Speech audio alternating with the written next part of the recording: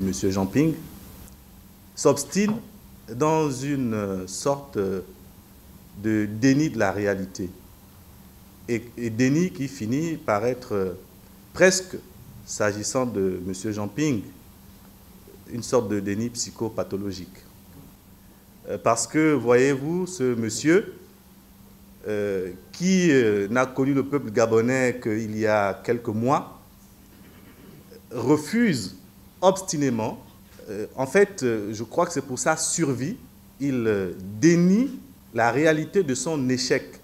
C'est ce qui fait qu'il reste un acteur, quelqu'un qui demande à être suivi, parce que s'il reconnaît cette défaite, je suis persuadé que sa vie politique s'arrêtera. Donc, il embarque, et c'est ça qui est dommage et que nous voulons dénoncer, il embarque une partie de notre peuple dans ce déni. Car, voyez-vous, l'élection de 2016, elle a connu, certes, des difficultés, mais elle a été remportée par Ali Bongo Ondimba, constatée par toutes les instances qui gèrent les élections dans notre pays. Et, à la demande du gouvernement gabonais, vous avez vu que pour la première fois, nous avons fait venir des personnalités de l'extérieur, parce que nous n'avions rien à cacher. Donc l'élection, elle est terminée régulièrement. Et ce monsieur continue à se pavaner sur la place internationale, à distraire le peuple dans un discours de haine. C'est l'état d'esprit de ce monsieur que nous voulons dénoncer aujourd'hui. Ce monsieur, il veut s'aimer la mort dans ce pays. Il veut nous faire connaître les situations dramatiques que certains pays ont connues.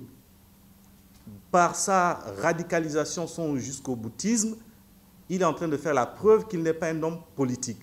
Et donc nous voulons attirer l'attention du peuple gabonais, parce que quand même certains compatriotes le suivent, de bonne foi, persuadés que c'est vraiment un leader. Mais il n'en est rien. Constatez son comportement au quotidien, vous verrez que ce monsieur ne fait pas de la politique. S'il faisait de la politique, il se serait rendu depuis longtemps, il se serait rendu compte que l'élection était terminée et qu'il fallait qu'on laisse le peuple passer à autre chose pour la construction de notre pays, car c'est ce que Ali Bongo Ondimba propose au peuple, la construction et le développement du pays.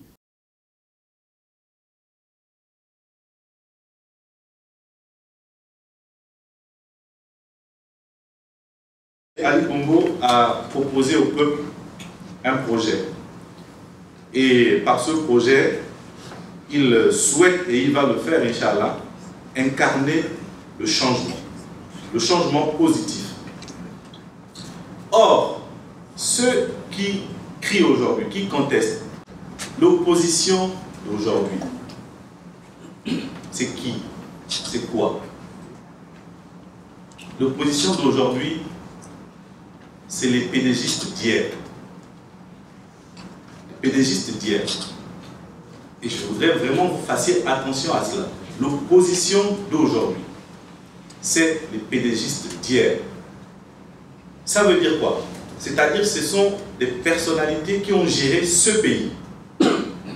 La situation que nous connaissons dans ce pays, que nous décrions, elle est le résultat de la gouvernance de ces personnes qui sont encore vivantes et qui sont, vous les regardez tous, je dis bien, tous qui sont dans l'opposition aujourd'hui sont les pédégistes d'hier qui ont géré ce pays.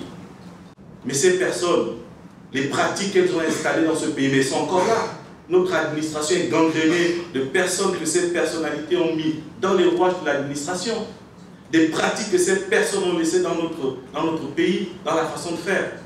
Ces personnes qui crient aujourd'hui sont comptables, sont responsables de la situation de notre pays. De toute façon, M. Ping, toutes les autres responsabilités qu'il a assumées dans ce pays, on attend son bilan. Qu'il vienne nous dire que moi, lorsque j'étais ici, voilà ce que j'ai réalisé pour le peuple. Et tous les autres de cet acabit qui sont avec lui, qu'ils viennent nous présenter leur bilan. Donc, ces anciens pédégistes, ils n'ont pas de leçons à nous donner, ils n'ont pas de leçons à donner à Ali Bongo Ondimba.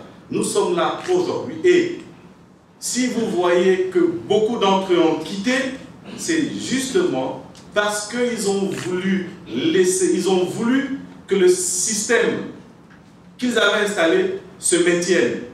Or, Ali Bongo Ondimba a dit non, il faut évoluer, il faut changer les pratiques. C'est la raison pour laquelle tous autant qu'ils sont, je dis bien tous autant qu'ils sont, ont décidé de partir.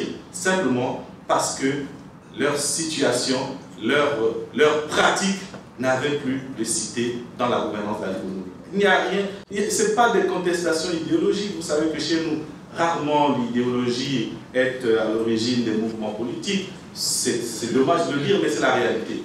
C'est donc pas l'idéologie qui ramène ces personnes dans l'opposition. C'est leur propre intérêt.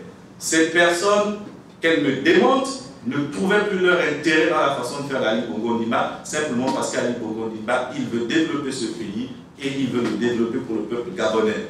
Eux ont géré ce pays, pour beaucoup d'entre eux, uniquement pour leur intérêt. Ils ont voulu maintenir ce système et Ali Bongo Ondimba a dit non.